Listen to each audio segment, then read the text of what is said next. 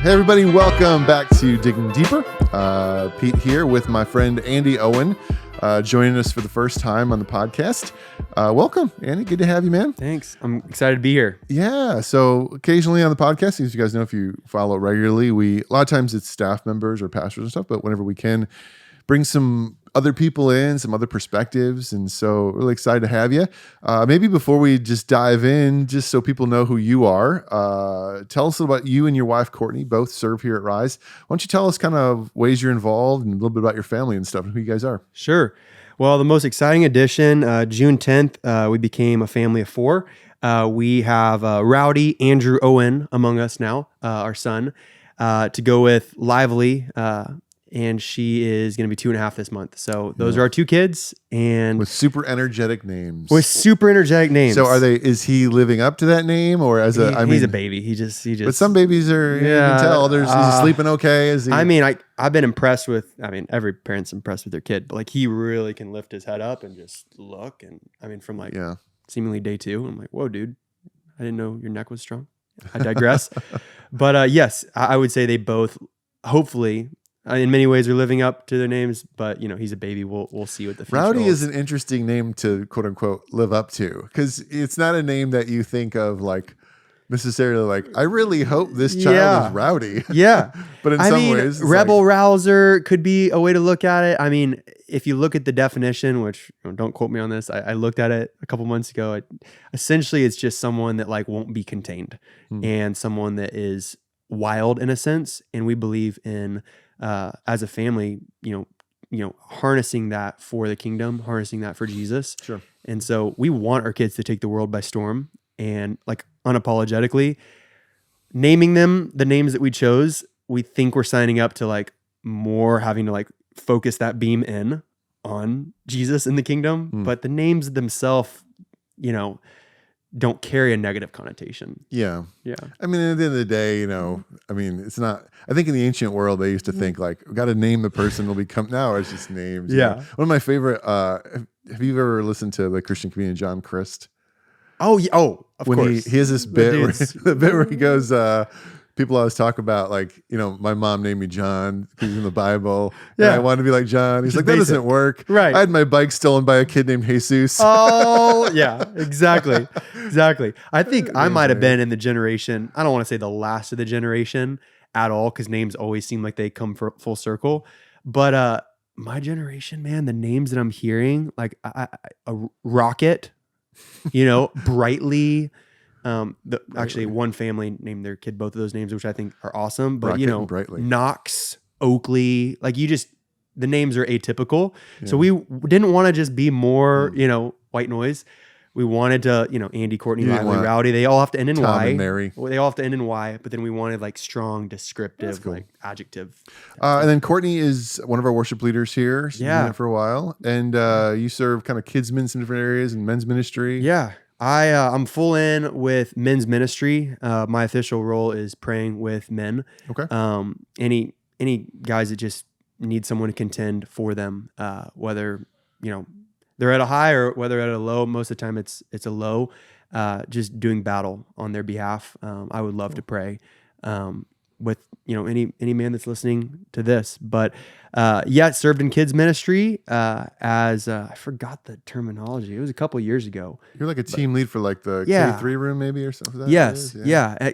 Dan Buxton is actually in a role that I was in, and it was awesome. I just as we had more kids, I kind of had to focus in on that. Got a little harder. I dabbled in youth a little bit, and then we had our son and or middle school, and then we had our son, and I just was like, my time, I really have to really focus in on my business and on my family. So, outside of men's ministry, that's kind of what mine looks like. Then my wife, Courtney, she's just, if you've heard her sing, more than just singing, you've got to see her heart, and you've got to see her heart for the Lord. And then also just really creating atmospheres and experiences for people to connect with God. And I just always feel the Holy Spirit when she is leading worship, and the rest of the team does such a great job. As her husband, it's really just been beautiful. I met her for the first time, or I saw her leading worship at actually a previous church that we were at. And I was like, who is that? And I didn't just marry her because of her voice. Let me be clear. But seeing that heart for the Lord definitely shines through in the music for sure. Cool.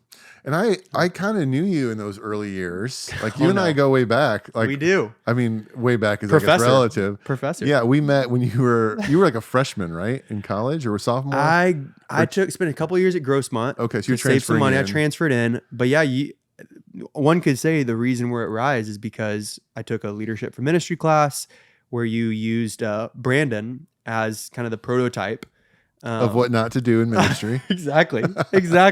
Just bashed on the guy. No. But, got an inside scoop into, what does it look like? And there was a lot of textbooks that I didn't read. But more is caught than taught. And I just, when the time was right and we were in some church transition, I was like, oh, Pete, and I think he's over at Rise, and let's check it out. And then I think that was over 6 years ago now, or maybe 5 years ago. At least. Well, I've been here 5 years, so more than that. Yeah. And we took a brief hiatus because I took a job as a pastor in Kansas City. Yeah. COVID, all the craziness, it just didn't work. And so we hustled back here. But we have some history. Yeah. For sure. So you are, you're probably late 20s now?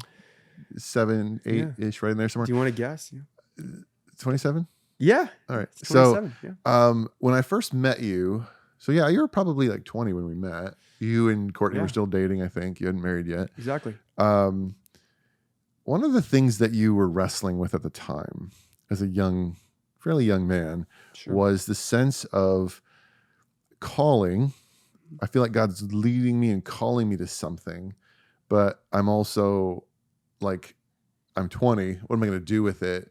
The tension between calling and waiting and wondering what's next. And then you have kind of the next 7 years of a lot of that tension of kind of like, is it time to step into things? Is it not time? Is my primary ministry, bivocational or just completely as a volunteer running my business? All these kind of things you're wrestling with. Talk to us a little bit about that journey over the past 7 years and where you're at with it now. That's a good question. And it's something that I still wrestle with is, am I ready for ministry? And like paid ministry. I'm glad you clarified that because exactly. And I think in my head, I just thought, man, if I'm not being a pastor, then I'm missing it. I'm missing it. And that could not be further from what I believe now.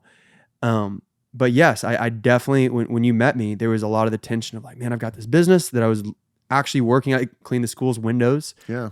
At the time, I was a very atypical college student, like taking phone calls out of class. Like I had my schedule lined up Monday, Wednesday school, Monday, Wednesday for school. And then Tuesday, Thursday, Friday, I was completely cleaning windows. And there was this tension of like, should I just put down my squeegee and follow Jesus? Is what I'm doing really mattering? Does it really matter?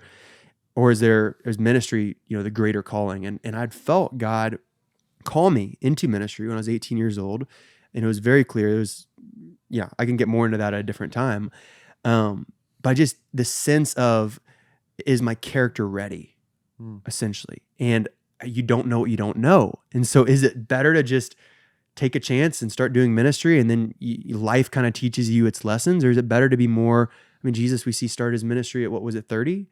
Probably around there somewhere. Yeah. And so there was this tension where, in my young 20s, I was like, I'm going to take the world for Jesus and, charisma and blah, blah, blah. We'll find a way. We'll knock down a wall. We'll go around a wall. Like we'll find a way to make it happen. But then I started seeing in like my early 20s and mid 20s, like how much, not suffering, but how much pain life can throw at you and heartbreak. And those were things that really sabotaged me for a long time. And I didn't even know if I was a Christian for a bit, not because I didn't believe, but because the upbringing that I'd come from was, if you're not leading all this stuff and discipling these guys and, doing stuff like with a microphone in your hand, or then you're missing it, or you're less than. And so it took a while. And Brandon was even a huge part of my story because I just felt like the guy never needed anything from me. And, I remember coming, church transition, going into his office and feeling like, oh, I got to get this guy to disciple me. And I got to get, in the end, and feeling even the need to justify myself with like, here's what I've done in the past. And him just being like, hey, discipleship, cool. Like, just bring a couple questions that are real. Like, you're newly married at the time. Like, let's just talk about that. And I kept waiting for him to leverage my giftings or like other leaders had, and it never came. And so that helped me realize and understand, okay, you're worthy of being loved because Jesus says you're worthy of being loved.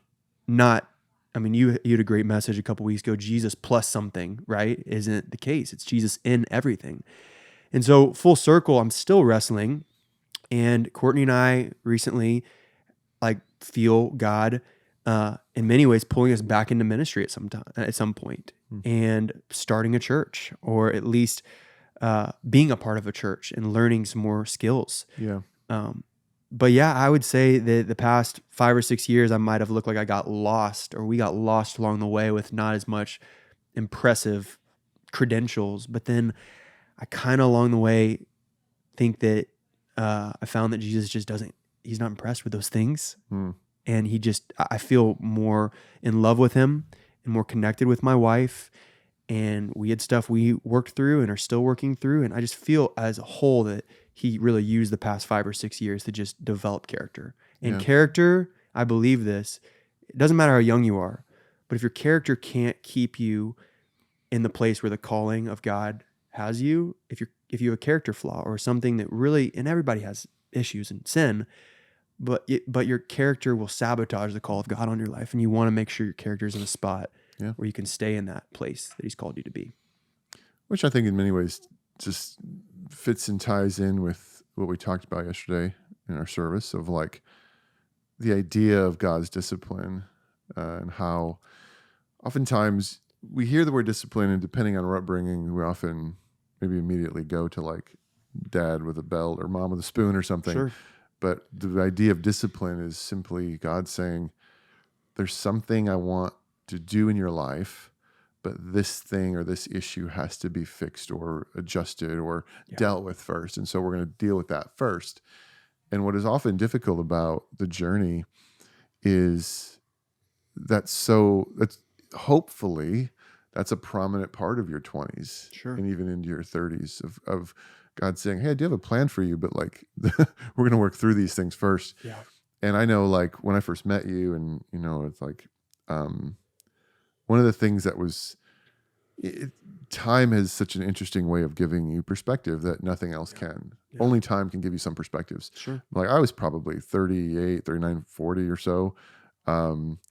And here's this 20-year-old being like, I gotta go. It's gotta happen tomorrow. I'm like, bro, chill out. That didn't start really for me. I'm 40. I'm still learning what's next. But I think that what's cool is there's oftentimes a way in which that can cut both ways and iron can sharpen iron, because sometimes even being late 30s, 40s, talking with or hanging out with someone who's 22 and really energetic and passionate can be helpful, because it can kind of like, there's almost a sense of like, hey, let's keep going. Yeah, reignite. So it works both ways. But I would definitely say, like, I made a comment in the end of the message yesterday talking about going back and reading some of my journals from when I was 20, 21 years old. Sure. And asking all those same questions. Sure. God, when, what's next? What's happening? I feel like I'm stuck. You know, and you're like, you're 22. Pete, calm down. Don't take yourself so seriously. At the same time, I was stuck. Yeah. I really was stuck. There was a period of time in my life right when college ended, which was 2001, all the way up to about 2005, where I would say I was stuck. I was in a small town doing something I didn't particularly want to be doing. Sure. Had no idea what was next. Felt life was kind of passing me by. Was extremely lonely. And was just like, God, what the crap, you know? Yeah. But in retrospect, I can look back on that and be like, well, that was a wasted 4 or 5 years of my life.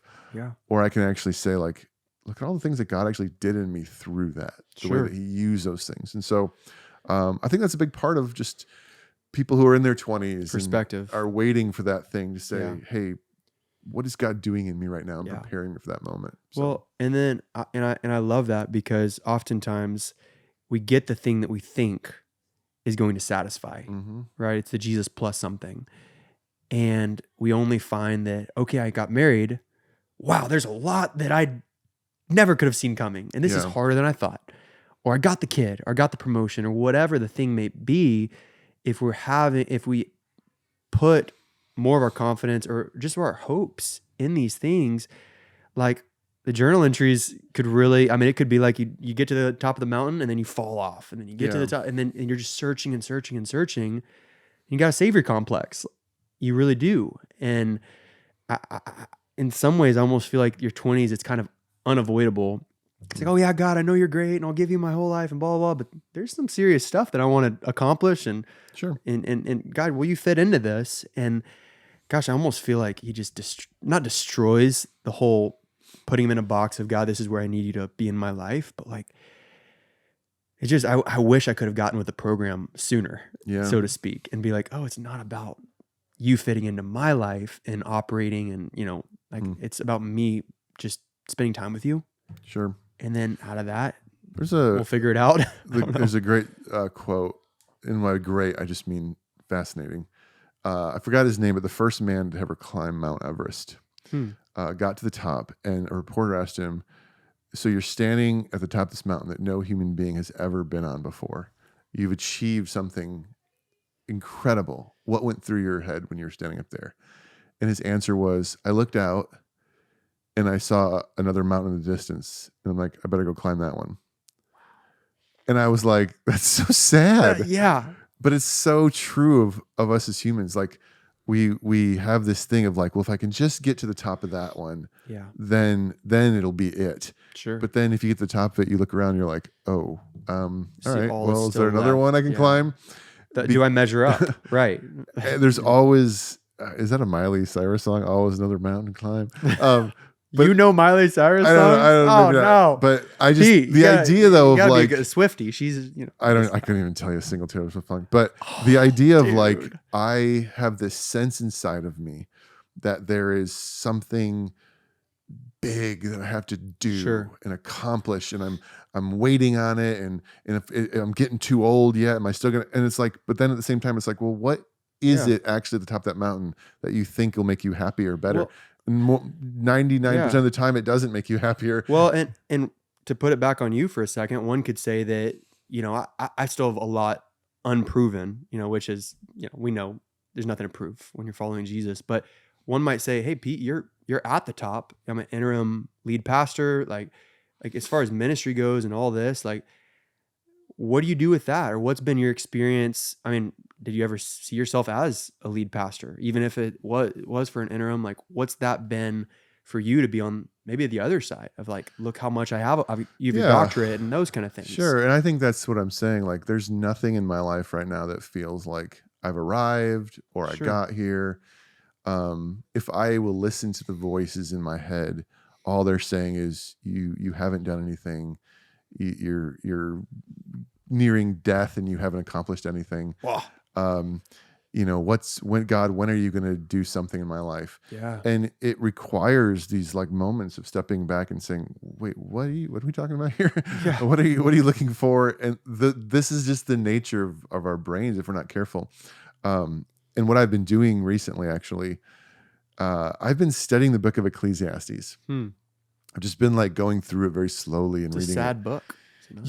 Here's the thing about Ecclesiastes, and why I'm really loving it right now is when people, that's a very common reaction. It's a sad book. It's very negative, very pessimistic. Sure. But really, when you dive into what he's saying, this is what he's talking about. I was just going through, I'm in chapter 4 right now, and he's just talking about like, I see the people that are essentially clamoring to become great and become kings and get to the top. Yeah. And then they get there and they seek for wealth and all these things. And then they're like, wait. Yeah. And he makes this comment in chapter 4 about choosing wealth over family and people in your life. And what that leads to is like, oh, I've got money and I'm alone. Yeah. Is this better for you now? Yeah. And really what makes Ecclesiastes sound sad is that the way that he writes is he's putting you in the position of the person who's realizing they made a mistake. Ooh. Right? Like you're reading it from the perspective of like, that is not what I thought it was going to be. Anti-American dream. It's completely the anti-American dream. It's in many ways, it's kind of the anti-Enneagram 8 dream of like drive, go. Don't put me in a box. I'm not an 8. But to say like, well, wait, where's that getting you? Sure. And so there's this great line of like, better to eat, drink, and be merry. Sure. And it's wrong to interpret that as he's saying just go party. Right. Like he's not using it in the context of partying. The contentment kind he's of saying thing. the contentment of like looking around you and saying, look at the goodness in your life. What actually is good? Is it the fact that you just got a bigger office and are higher up the mountain? Sure. Or is real goodness actually in enjoying work? Is that the book, or is it meaningless, all meaningless? Yeah, like but you meaningless. Just keep hearing so the weird, that. it's true, and that's part of the problem. We don't really know how to translate this word. Okay. So a lot of books use meaningless. The word actually means vapor, like mist, like a spray of mister, and it just dissipates. Yeah. Like that's what the literal word is. So we translate it as meaningless because it's like it just goes away. It doesn't last. Sure. But and you get the feeling of his book is like, it's almost like him saying, whenever he says that's meaningless, this is meaningless, that's vapor, that's vapor, that's vapor. He's saying, are these the things that you're going to orient your life to try to accomplish or achieve? Right. Because if you do, you're going to find out that it's just vapor and it's gone. Yeah. Not that there's no goodness. I was thinking it's really hot. You spray water vapor on your face. It feels good for a second. Yeah. But he's saying like, is that the thing you're going to aim your whole life at? Is it substance? Because it'll let you down. And so there's just this great moment in chapter 3 where he's talking about work, and it's like, if you look at work or vocation or even ministry as work, as this constant attempt to climb a ladder, to get somewhere, to achieve something, to become something great, you're going to always find yourself disappointed, discontented, and often burning out or making terrible decisions because you'll try to find something that feels good, like an affair or something. Yeah. But if you can look at work, if you can look at the thing that God has put you here to do, whatever it is, and say, can I find contentment in that? Yeah. And just enjoy it and find goodness in the thing I'm doing, whether it's being a pastor or being a gardener or washing windows, and find goodness in family and relationships and these things. That's not a vapor. That lasts and that stands. And so where I was sort of coming from and reading Ecclesiastes the last week or so kind of put me in a certain mood, I think, to preach this week, where it was very much like, in my own life, I can look back and see the way that God's discipline has sort of said, hey, I'm keeping you away from vapor. Yeah. I'm keeping you from building your life on things. Yeah. And even though it's frustrated me at times, I'm like, God, he's like, the thing that you're yearning for when you're younger and all these things actually is vapor. It's mist. It's meaningless.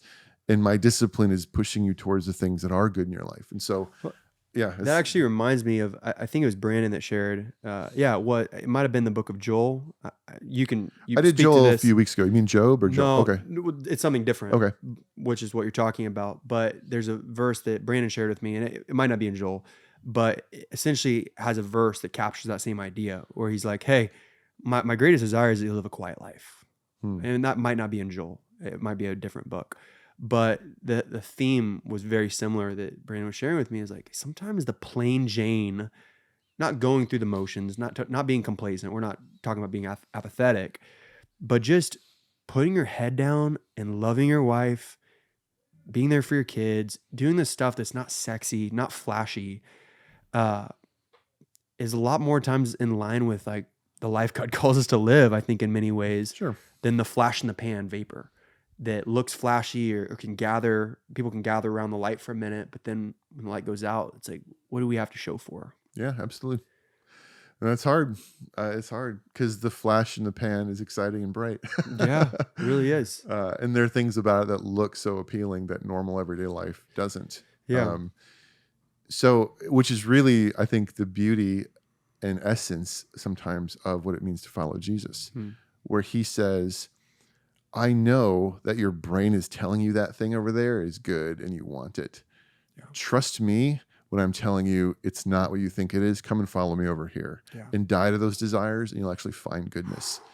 And that's hard. Way. That's living by faith of saying, okay, God, I really, even this morning, I just, I came into work and I just took my Bible and just like, God, I just want to spend some time together and praying about some things. And I was in Ecclesiastes, and just saying, God, like I feel like there's still so many things I just want. You know, I can get frustrated that I'm not seeing them. I can start like, I'm getting old, man. I'm almost 46. I'm gonna die soon, you know? And like, what? And he's just saying, like, but wait, are you trusting me to lead you to goodness? Are you like that Psalm 23? Yeah.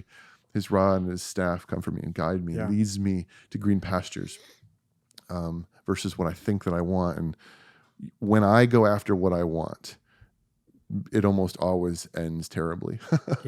Either I make a mess trying to get it and don't get it, or I get it and realize I never really wanted it in the first place. It's like the key, I think, to goodness.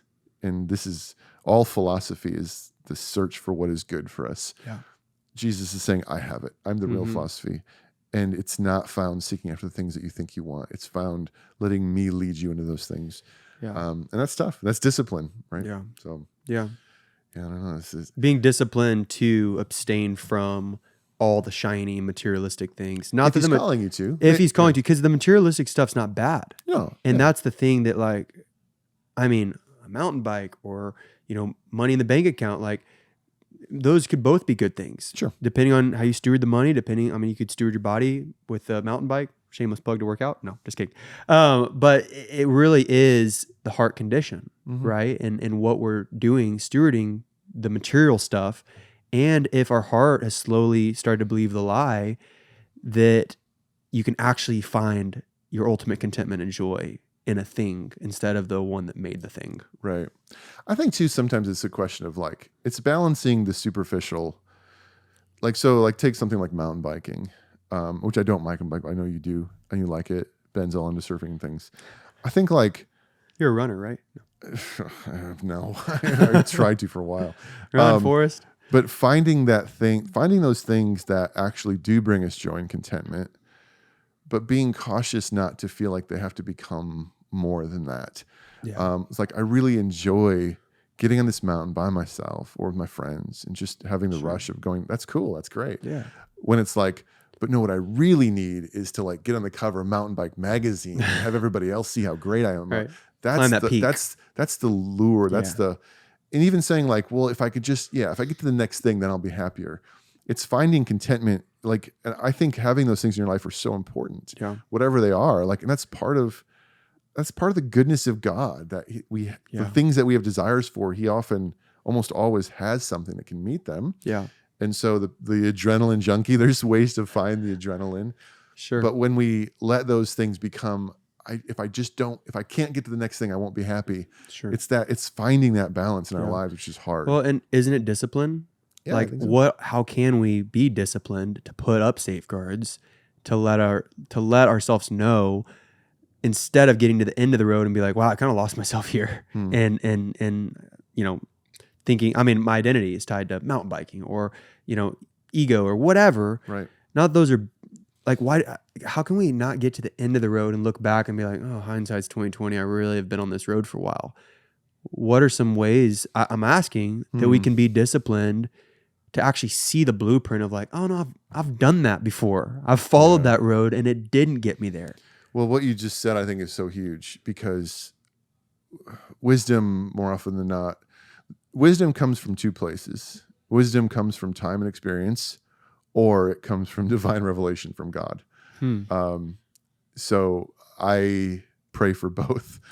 I ask God, I said, God, teach me wisdom over time. Let me learn from my mistakes. Let me look back. That's why journaling is a big deal for me, because I think it's so important to constantly look back and see the mistakes you made and not keep repeating them. Right. But then I'm also continually praying that God, I don't want to constantly learn by making mistakes. Sure. I want you just to tell me. Right. Tell me if this is a problem, speak to me. So our biggest issue oftentimes is a failure to learn from our mistakes and a failure to just continually be listening to the Holy Spirit inside of us. Because it's like, well, I'm worried that God's going to tell me to give something up, so I'm not going to pay attention to him because I don't want to give anything up. Well, you've just set yourself up for failure. Being willing to say, God, speak to me in these moments, because if you don't speak to me, if you don't tell me, I might just keep running off this cliff. So I want to listen and be attentive to him. I think the other most dangerous, scary thing I can do in my life is I'll tell you a little story. Okay. All right. So I'm in Colorado. All right. This is probably 2006, maybe 2007.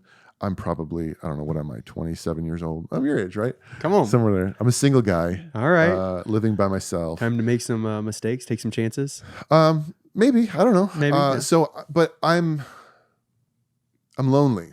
Okay. I'm lonely. I'm at church probably 5-6 days a week. I'm doing all this. I'm an intern. I'm doing all this stuff. I'm doing the things I think God wants me to do in terms of those things, but I'm just lonely. I'm really lonely, and I don't want to be alone anymore. And I meet this girl, and she was pretty cool. I worked with her, Christian, and we start dating. And I remember coming to this moment of like, it's hard to put into words. I'm trying to remember the best way to describe it. Essentially, she was younger than me. I think she was 23 maybe. And I remember we had this conversation where she was like, I'm just not sure about where we're at here and where this is going. Sure. She's like, I really like you. I just don't know. What do you think? Right. And and she's like, maybe we should take a break and pause and pray about this. Okay. And I remember I was driving. It's just so strange because it's one of those memories that gets so ingrained. I can literally see like the road and my car and my dashboard. I'm driving and I took this exit and I'm at a stoplight in Colorado Springs, and I heard the Holy Spirit speak to me and say, "What do you want, Pete?" And sometimes he can just say a word and everything around it I understand. I know what he was asking me. He was saying, you have the ability to go back to her and say, hey, I really believe in this. I think this is good. Sure. Let's go after this. And she will follow you. And you won't be alone, and you'll be in a relationship. And I knew I had that opportunity. Like I knew it was like in this moment, I knew that I could control it. Right. I could that path. I could make this happen easily. Right. Like she'll follow me. I know she really, really likes me. And I said, God, what I want right now is to drive back to her house and tell her, we don't need a break. Let's go. I really like you. Let's move forward. Sure. And I remember sitting at this stoplight. I had my blinker on. I was turning right. And I said that out loud in my car. And I said, but God, what I want more is your will in my life. So do whatever you want. And I knew when those words came out of my mouth what was coming. We broke up the next day. And I was single for another 2 years after that. The worst. Sorry, single people, it's okay. Singleness is a gift. And I think in those moments, that's discipline right there in some ways. It was like, because I remember God asking me a similar question a few years earlier, and I didn't answer it the right way. Sure. And what God did the earlier in my life was he just ripped it away. He was like, I was hoping you would actually choose, but this is not what I want for your life. So, and it ended painfully. Which one felt better? Deciding to do his will? Well, there's a verse to have ripped away. Oh, dude, there's this great verse in Psalms. I wish I could give you the passage, but he's talking about us. And he says, my goal for you, what I want for you is not to be like a horse who's bridled and led. I want to teach you in the way you should go. Essentially, I don't want to always be this like grabbing your face this way. I want to teach you, and then you'll just follow me. And so I was reminded of that recently, that moment with her in Colorado of saying, God, I could make a list of all the things I want right now. Sure. But the top of that list is your will be done. So rather than you always have to like pull things away from me, I'm just going to sit here and trust and do whatever you want me to do. So you tell me. And I think going back to your question, which is like, how do we discipline? Like, I think we learn from our past. We constantly pray and ask God for his will, but then we are willing to make those really hard prayers. God, if this isn't your will, just take it away. Take it away. Take it away. Yeah. And I would say like from age 20 to 28, 29, every relationship I was in, God took away, or I let him. Painful. Go. Yeah. And then I met Julie, and God said, no, this is the one you're waiting for. That's good. And now you think about, what does it mean to be blessed? What does it mean to have goodness in your life? Sure. This is what it means to have goodness in your life. I just made a joke on the stage on Sunday where I said, was reading my journals and I just want to go back in time and be like, buddy, it's going to be okay. Give him a hug. Because it was going to be okay. Yeah. Because the thing that God had for me was so much better than anything that I thought I wanted. And the difficulty, the pain, you know, if you want to call it pain, the struggle was worth it. Man, and even stinks, you said like, okay, Pete, what'd you use the ministry at the top of the mountain? The top of the mountain, like the Mount Everest, sure, whatever, like whatever I am. You know, there were so many years that I was doing nothing. Right. So I remember the context of that story. I think I was driving home from a restaurant I was waiting tables at. Yeah. At 26, 27 years old, you don't want to be waiting tables. No. And then I've done a lot of things, a lot of jobs that weren't things that I particularly wanted to do. And I found myself saying, God, is this going to be worth it? Is this going anywhere? Right. And it always was, and it is worth it. Yeah. And so letting God constantly refine and prune me and cut things out or put me through things that I don't want to do is all just a matter of trust, whether I think he's a good father and believing he's going to get me there in his time. And the same is true of you. Yeah. And Courtney, that God will get you there in your time. Well, in his time. Thank you. Yeah. Thank you. And I think that's one of the main strategies that I think the enemy tries to accomplish is if he can get you to doubt God's goodness. Absolutely. That's Genesis 3. Did God really say? He does. God's holding out on you. Is he good? Is he good? And if he's then you have to make it happen. You got to do it all yourself. You've got to make it happen. Grab that apple. Find your own wisdom. You know, eat, drink, for tomorrow we die. Like, this is all there is. You know best. Be the captain of your own ship. Sure. Stuff that, like, you know, and what's interesting, even being a parent now, is we're trying to, you know, do the right stuff with screen time and technology. And we can talk That's hard. about that for a bit. But then you start catching, like, subliminal messages in movies, right? And I had to, you know, Moana is one of my daughter's favorites right now. And there's like a song in Moana. I love Moana, by the way. This is not bashing on Moana. I haven't seen it. But you haven't seen, bro, Dwayne the Rock Johnson. I heard it was just about pagan deities. Oh, I'm like, no, I'm a Christian. Yeah, exactly. So one might say I didn't do a good job. My kids are beyond the cartoon phase right now. So. Oh, well, that's fair. That's fair. Yeah. They're making a live action one, apparently. Well, I really hate those, so we're not going to. All right. Anyway, I'm not a Disney person. Hey, that's okay. It's hard to be a Disney person in today's society, but I digress. Anyways, so there's a message in the song where the grandma comes in and she's like, "You are your father's daughter, stubbornness and pride. Mind what he says, but listen to the voice inside. And if the voice calls your heart to wonder, follow the heart." I'm not going to sing the whole thing, but the fact that you're singing some of it was pretty impressive. Was that singing? We'll leave the singing for Courtney, but you know, proud choir boy over here. No. Anyways, there's this messaging in a cartoon movie that's saying, follow your heart. And then one of the songs to set up the movie is, and I'm going somewhere with this, I promise, but the set up the movie is, you know, stay on the island and it's comfortable and don't reject contentment, essentially, is what the movie paints. Like, follow your heart, follow the star, and go save your tribe, which in hindsight, it's a great movie and there's adventure and peril and all that. But even with that, you have to look at what is culture trying to get us focused on, right?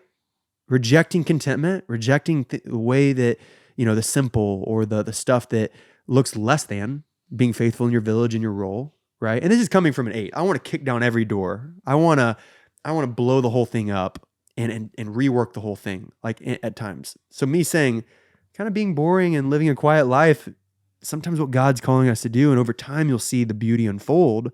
Yeah. But like, I think it's important to even see like that whole American dream or that whole ideal that is woven into our movies, our music, and all this stuff wants us to reject at its core, like what maybe, and sometimes God is saying, this is actually your best. Like, just stay the course. Yeah. Remain on the wall. We talked about Nehemiah, the men's retreat. Remain on the wall. Don't go on a massive adventure in the complete opposite direction. Sometimes, yeah, but then sometimes no. God just wanting you to be faithful. And I don't think that's talked about enough, is just being faithful in the little. You'll eventually be ruler over much, but man, it's going to look like a lot more brokenhearted journal entries. It's not going to look like what you think. So are you willing to stand on the shore, so to speak, and watch other people dream and sail off into the, and maybe that's what God has them to do. But if God's calling you to stay in your place of assignment, are we willing to trust that he is able to accomplish his purposes through your life? And that's very different. Waiting is an active posture of waiting. Sure. Not a lackadaisical, lazy, apathetic waiting, but actually truly saying, God, I'm going to keep spending time with you. God, I'm going to keep waiting on you, God. Like, oh, I'm wrestling. I want to do all this stuff. It's not time yet. I know it's not time yet. I know I'm not supposed to marry this person, or whatever the wrestling is. Are we willing to submit and say, your will, not my will? Heaven has to invade earth. God, my perspective, it's maybe still warped. Yeah. There's still a me monster that is going to lead me to the edge of the cliff, and maybe I'll fall off, and that's not your best. God, show me your best. It's hard. That's real. So yeah, maybe we don't watch as much Moana as we used to. No, but it's living with the Spirit, walking by faith that trusts him. And yeah, that's such a difficult dynamic though, even thinking about like contentment. Like there are definitely, I know this isn't what you were saying. Sure. There are definitely times where safety is the opposite of what God wants. Yeah. And he's calling you to get in a boat and risk something. Yeah. I mean, in 2012, like he called Julie and I to quit our job, sell our house, and move to California. There's nothing safe about that. That's an adventure. But then, coming out here, there was the feeling of like, all right, so why are we here? What's the great thing? And suddenly I'm painting houses, and like I'm like, well, wait, like we're gonna build this church, and it's gonna be awesome. I'm gonna get a job. It took 6 years for me to even come on staff. Right. And as a preacher and a teacher, it was very much like kind of a struggle of like, well, when am I going to get an opportunity to do that? And it was like, sure. So even in the adventure, there was the need to. Yeah. Like I've seen bits and pieces of Moana, but I know she's on a raft or a boat a lot of time. Yeah, no. But even in the adventure, there's days that you're just, cleaning the boat and it's like, it doesn't look as glamorous as you might have thought it would. And let me be clear. I mean, exactly what you said. Like I'm not anti-adventure at all. Oh, no. And I believe that God has an adventure, the ultimate adventure for each and every one of us. Right. Yeah. But how different is that going to look and play out than what we might, in our idealistic way, think it's going to? Absolutely. And that's what I really was trying to, when I was saying a second earlier ago, is like, are we willing to stay on the wall, do the uncomfortable thing, go through the monotony of everyday life at times while seeking Jesus passionately? Yeah. And I think that's the difference, is not just waiting around for the thing. Like, no, David was slaying giants. He was hiding in caves. He was running for his life. He was doing the stuff. He wasn't just, catch me in a monastery for 15 years and then I'll be king. Right? Like there is like a part that we play, right? Faith without works, right? Like there's an element in James that we see. However, how often do we have the luxury? Hardly ever, until we get to the destination, which is never a destination, it's a journey, to be able to look back and be like, oh yeah, that played out the way I thought it was going to. Yeah. Like, sure. No. Yeah. Like anybody to say, these are the steps. No, that's the blueprint. But then you got to move and jive and adjust and adapt along the way. Yeah. And are you willing to? Or do you get lost along the way because it's hard? This is tough questions. Good conversation though, man. Very good conversation. It's fun getting, I don't know, you're 20 years younger than me and just sitting here and like getting to talk about things. Like the things you're wrestling with don't go away. I can tell you that. I know guys that are in their 70s that are still wrestling with this stuff. Yeah. The biggest change is your brain still feels like you're 27, but the rest of you doesn't. Yeah. But the idea of like looking for contentment, trying to find God's goodness in the everyday. It's funny. Maybe I kind of wrap this up. I know, but like, when I was your age, young whippersnapper. But if you had asked me, like, okay, Pete, you want contentment. What is contentment? Describe for me your dream scenario. I'm like, well, I'm married to someone I really love. I have really good kids. We have a nice house in a nice neighborhood. I make a decent amount of money, and I get to like preach and teach regularly. That's the mountaintop. Sure. That's my life right now. Sure. And I'm looking for other mountaintops. Yeah. I get up on the stage. And I'm like, okay, I've done this. What else is out there? Interesting. Yeah, I got nice kids, but they can be annoying. Like, I mean, everything. We'll cut that part out of the podcast. Everything. Well, but I'm saying my point was like everything 20 years ago that I would have written down on a piece of paper. Yeah. If I get this, lost its luster. If I get this, then I'll be content, happy, and I can just coast. And it's like, well, no, then you get that, and like, what's the next thing? And like, just coming to this point of realizing vapor. It's like not meaningless in the sense that it's not meaningless for me to get up and preach the word of God to people.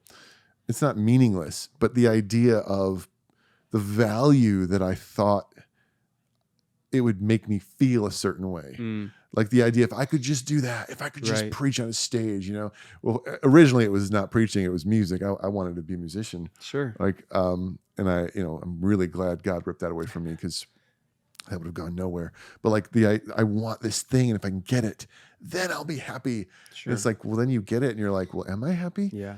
And in some ways, it's like you have to just stop and be like, wait, like maybe maybe more than anything, like it's fun. This just popped in my head. Coming back to your question about what do we do, discipline. The thing that I always appreciate about Brandon, working with him, being his friend, something that he challenged me in, maybe the greatest discipline that I personally need to continue to work on is the discipline of gratitude, of just choosing to pause and be grateful and thankful for what I have. So good. Because when I do that, contentment actually rises in me. The more I choose to be grateful and think about the good things God has done in my life, the more I'm at peace. The less grateful I am, the less I choose to look at the good things and thank God for them, the more I want more. It's like greed is anti-gratitude. Yeah, and greed is a monster that will never stop eating. Insatiable. Right, but gratitude is content in the moment. And that's a discipline. It's a discipline for you to choose today to say, oh, what do I have to be thankful today for, God? Yeah. And your brain starts thinking, if I could just have this, if I could just have that, hold on, what do I have? Yeah. Like, what have you already done? Right. If I just had a bigger house, your house is great. Shut up. Right. Like, and I mean, like if but it's those voices. It's those voices that feel very real, like the need to prove yourself. And then, am I enough? Do I measure up? Like, I think those are maybe questions everyone wrestles with, but I think even intrinsically for a man at times. Oh, it's hard. I'm not trying to, put the divide between the sexes, but am I a good enough provider? Am I a good enough husband and father? Like, look at all the ways I'm blowing it. Right. And look at all the ways I don't measure up this side of eternity. Like, is my best really good enough? Like, I think that's a question that fundamentally can really haunt and wrestle with, be something guys wrestle with. And does it bring you to Jesus, right? Does all the wrestling at the end of the day, do you find yourself wrestling with God? Because if you are wrestling with God, like, I think there's beauty on the other side of it. Yeah. And maybe a hug and support, and he never leaves us. But if you're just wrestling and you're just kicking and screaming and maybe it'll be this and maybe it'll be that, like, do you kind of lose your way a little bit? And but even with the questions or wrestling of not being enough, it's amazing what gratitude will do there. Right. Because when I wrestle with not being good enough or not being enough, which happens every 7 hours, no, gratitude steps in and says, "You should have told me it's going to get easier." I was expecting. No. Dang it! I'm an insecure mess. Me too. Gratitude though says, gratitude doesn't step in and say, "Oh, Pete, stop it. You're good enough." Yeah. Gratitude steps Find in your and truth. says, "No, I'm not good enough. You really suck. I'm really not good enough." Yeah. How grateful am I to God that he uses me anyway? I'm not a good enough husband, and yet, thank God I have this amazing woman. Yeah. I'm not good enough at my job, and yet, thank God he keeps letting me do it. Yeah. I was reading Exodus 4 this morning, and when God tells Moses to go to the Egyptians, and Moses says, God, I don't talk right, God. Like, I can't speak. I don't have this ability. Right. And God's anger burns against him. And he says, who made your mouth? Who created your vocal cords? I told you to do it. Go do it. Yeah. And then he empowers him, gives him his Holy Spirit, also brings Aaron along to help him. So gracious. And it's like when God calls you to something, you're not enough. You're never enough. Right. You will never be enough for what God calls you to do. And that's his plan. Because he wants you to always need him and depend on him. And I love that, because gratitude combats, I made it. Right.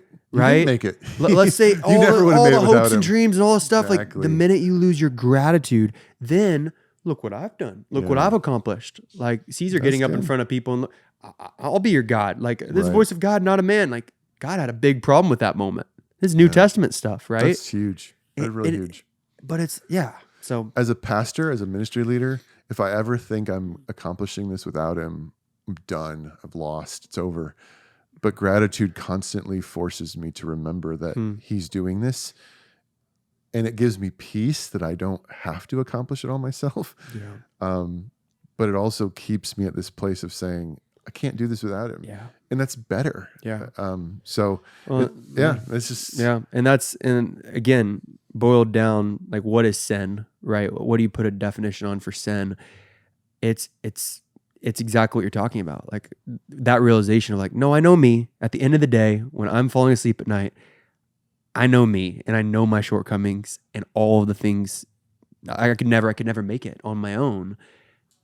That in my mind is the easiest way to even, not to jump into a whole nother thing, but like, man, my need for God. Like I do have a sin problem. I do have, a need for God. Like I'm not that impressive. God, thank you for what you've done. Choosing gratitude is the way through that in all those things. So that's good. Dude, this is a good conversation, man. I really enjoyed it. Thank you for having me. Yeah, I know Dawson's like, this is getting long. I gotta don't let anybody on here these days, I guess. But no, this is great. No, I really appreciate you guys having me. I appreciate you, and our whole church appreciates the way that you and Courtney both give so much and bring so much here. And thank you. And I think I told you this 7 years ago, but it's obvious to anyone around you that God has called the two of you to serve his church. And there's going to come a moment when you're going to look back in time and you're going to smile and be like, oh man, he was doing it the whole time. And it'll be hard, but you'll cry, dude. You're gonna make me... It will happen. And you have just stay the course. Okay. Stay the course. Nobody's like, well, he's 27. He's missed it. Whatever. Yeah. I mean, what was Brandon, 33, 34 when he planted this church? I was 38 when we got out here. Like, dude, like there's so much ahead of you. And God is doing a work in your guys' lives to prepare you for it. So stay on it. Keep going. And thanks. Thank you for saying that. Yeah. It means a lot. Cool, man. Really enjoyed this. Yeah, dude, it was good. I enjoyed this. And hope you guys enjoyed it too. If not, whatever, you can turn it off. So that's the beauty of podcasts. They probably already turned it off. They probably already, Yeah, so this weekend, we're going to continue our series looking at Zechariah. I'm actually going to be interviewing one of our elders, Levi, little sneak peek. We're talking about the way that God will take things that were meant for evil and bring good from him. Levi was a student at NYU, sitting in his dorm, looking out the window, watching the towers fall in 9/11. He watched them fall from his dorm room. And we're going to talk about what that did in his life. And it's a really cool story, the way that God got his attention from him and turned him around. So we're going to compare that to the way that, nobody thought. Satan thought he won when they nailed Jesus to a cross, and yet that was actually the victory. We're going to see the way that God does that. And we're going to meet our guy too, right? The new guy. Yeah, there'll be a video. Okay. So that'll pop Not up. in person. Not in person. He'll be here in 2 weeks. Okay. So actually, he might even be on Digging Deeper in 2 weeks. Maybe we'll have him preach on I think it's the 14th or so, 16th, and then maybe that Monday have him do Digging Deeper. So very cool. Get to meet him. It'll be good. So we got a lot coming up. It'll be a good next few weeks, and then a whole new season will start this fall. So can't wait. Very excited. All right, everybody. Have a great rest of your week, and we'll see you next week on Digging Deeper. Thanks.